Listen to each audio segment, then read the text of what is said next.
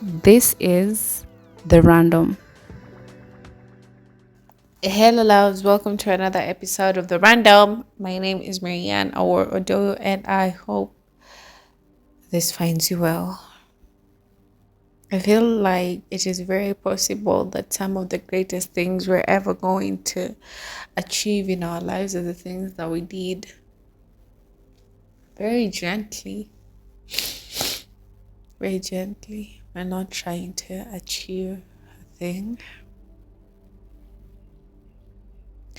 The butterfly effect. A very small thing can bring in a very big change. And sometimes we want to make an impact that is big and that shakes the ground. And we already have, we just never know because the impact we made came from something very small, very gentle, a change in direction, a change in your mind, your routine, a prayer, meditation in the morning, something very insignificant insignificant in quotes, when looked at, something very small, very tiny you have done has made a very powerful impact and you aren't even aware of it. You're trying to move through the world to make the best of everything, thinking that is something you have to pressure yourself to achieve, and maybe making the best of everything is simply living life and being present in it and with it as it comes. Simply going back to self and remembering what is true within you. Finding within self the ability to appreciate life for what it is and for where you are in the moment. Moments of exposure, when you're being illuminated and exposed to self. Moments of discomfort, when things aren't very comfortable and are changing, when things could be projected onto your energy, or when ways you have projected onto other people's energies just come to light, the reckoning. And sometimes maybe walking a spiritual journey is not about always being right. Sometimes maybe it's about being called out by the Spirit. It's about walking in truth and being okay when moments that you haven't been in alignment with the truth are revealed and exposed, and you realize you could have done something better, you could have been better, or I don't know. All I'm saying is walking in spirit is also learning, and learning could be taking in the discomfort of knowing you could have done better. You could have been better. It's something, and also the grace of just giving yourself room to be. Well, disclaimer, I don't know that this message is going to be very coherent. I'm just going to speak, express. It will make sense if it will, or it won't if it won't. Anyway, I would like to explore the topic of spiritual warfare. Being in a space or in a place where you feel like warfare is being projected onto you. And this is coming from a place that I have been in, feeling like warfare is being projected. And I really ask myself this: if I never heard about spiritual warfare, or if that concept had never ever been mentioned, or I'd never come across it, then how would I move through my life? How would I move through my spiritual journey? Because sometimes being on social media, and this comes from being on social media, of which it has me asking myself how social media has affected how I'm viewing and experiencing life in reality at the moment. It's so crazy. I feel like the social media is very vast. Makes me think that is so many things happening in the world. Anyway, being on social media, sometimes you see a lot of things on the news or things that are happening in the world, and you're like, what? So yeah, when you see like the government doing crazy shit, or people just declaring war on your spirit by the things that they are doing and saying, people trying to attack your consciousness, and I'm like, okay, so what?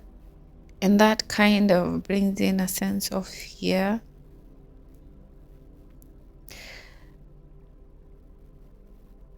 I feel like beyond the darkness, there is always going to be light. Outside of everything being projected, maybe the whole purpose of it is to push you back into the truth, to be rooted more in truth, to make more room for truth to arise within. Because when someone is trying to project warfare onto your spirit, the only way to dispel the illusions cast is to go back to your spirit, to the truth, and to allow for the truth to illuminate, expose, and dispel what is essentially not born of truth, right? Because the only way to dispel illusion is by truth, by standing in the truth. That is what I think from where I am at this moment in time. And another thing I feel is you don't go into let me just use the word devil, because okay, you don't go into the devil's game trying to play by the devil's rules thinking you win. You don't step into illusion trying to fight illusion by the very rules the illusion plays on. Okay, let me word this in a way that makes sense. You don't try to win against the devil by playing the devil's game with the devil's rules. You don't try to win against illusion by playing by the rules of that illusion, right? And this comes from a dream I had some time ago. It makes me wonder how, a dream you could have had, what, a year ago starts becoming relevant. A year after you've had it. So, to dispel all this illusion of war being cast upon your spirit, truth really is just a time to make room for something bigger, for spiritual growth. I suppose a lot of things are becoming more obvious or less hidden because it is a period of exposure once again. And it's simply a period of finding spiritual stability, just a knowing of self, a knowing of the fact that we carry, we're vessels for something higher, for spiritual power, for the light. There is something more, about you and I, essentially. If someone tries so hard to declare war against the essence of your being, then why are you trying so hard to fight me? Why are you trying so hard to make me feel that I'm constricted? Why are you putting so many resources into creating an illusion?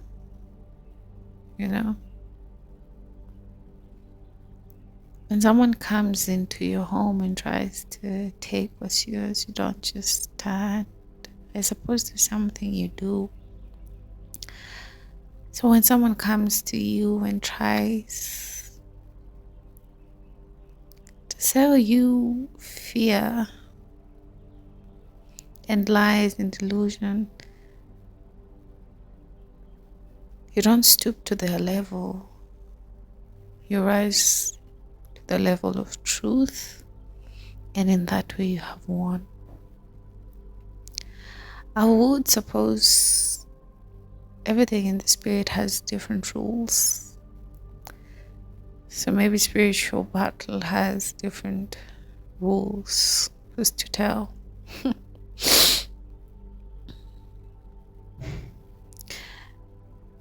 When it comes to the spirit, we're really called to sit still and just find confidence in that truth. I feel like there's so many things to unpack, but whatever is meant to be shared will be shared. Whatever is meant to simply be recognized within oneself will be recognized within oneself. So, in the topic of people, entities, outside things, governments, or whatever, trying to project a sense of fear onto the people, a sense of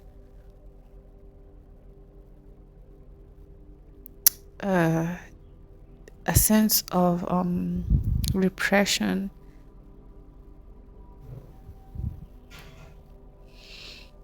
and anyone trying to project warfare onto your spirit.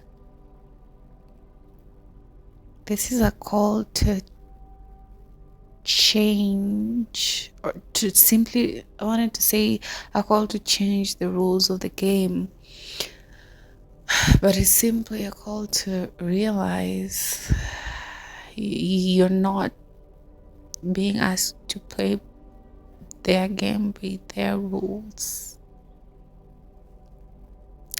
It is a time where your soul and your truth is needing to be seen and experienced. Your truth is really, really, really, really needing to be experienced. You as your highest self is needing to be experienced. You as, I'm doing my best, I'm moving through life gently to the best of my ability. I have had days. I have days when I'm being called out and it's not very comfortable. I have days when things feel like they're breaking down and breaking apart. But I trust in God. I trust in something higher. I see the light at the end of the tunnel anyway. I still experience so much love and freedom. I still experience the other side of the spectrum. It is a point in time where your soul is needing to be seen, your soul is needing to be experienced. Your truth is the serum. It's truth. It's truth that will dispel the illusion that has been cast and amplified to seem real and true. It's your truth, and it is through your acceptance and embodiment of who you are, of your truth, of your purpose, of your role, that we are healing the world together, in your experiencing yourself as your highest self, whatever that means for you, you're healing the world. In my experience of self as my highest self, I am healing the world. In my experience of self as someone who is willing to rise above what is being broadcasted as war against my freedom, my spirit, and my consciousness, in trying my highest and my best to go back home to my truth, recognize who God is. Like, I don't know, just find stability and rooting in faith in something bigger and higher than me, and trying to uproot a lot of pressures, a lot of standards of how things should be, of how I should move through my life, and just trying to find what works for me. Just trying my best for what it's worth. Your light is what is healing the world. Your ability to simply stay rooted in your truth when so much is moving around. And to be honest, I really need to ask myself how social media is affecting my perception of everything. Because it might be, I don't know. So this is again a call and a reminder that you, as your highest self, and you allowing for who you are to be experienced, your story, your humanness, you as a person who takes back their power in the darkest of the nights, you, the one who persists in faith again and again and again, even when everything is not looking perfect. You are the one we are in need of. You are the one the world needs to experience. You are what we have been waiting for all this time. This is a call to take your power back. Take a minute, pray that prayer, dispel the fear, and know that you have a role to play that is essentially bigger than you. It goes beyond you, but it is you, and it begins inside of you. We don't dispel illusion by playing by its rules, but by rising to the truth. Have a wonderful night or day. Bye.